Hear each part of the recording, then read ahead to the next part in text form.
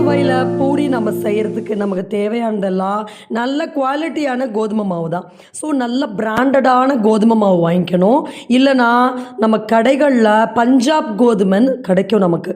அந்த கோதுமை கொஞ்சம் காஸ்ட்லி தான். ஆனால் பூரியோட டேஸ்ட்டு, சப்பாத்தியோட டேஸ்ட் எக்ஸலண்ட்டாக இருக்கும்.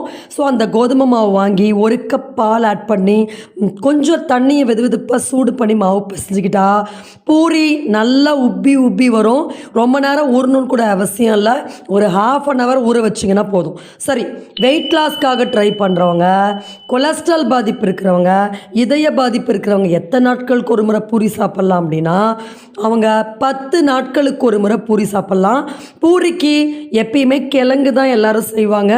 இந்த மாதிரி பாதிப்பு இருக்கிறவங்க நம்ம காட்டுற மாதிரி காய்கறிகள் போட்டு நம்ம குழம்பு செய்து சாப்பிடும்போது கொலஸ்ட்ரால் அளவு கண்டிப்பாக கூடாது.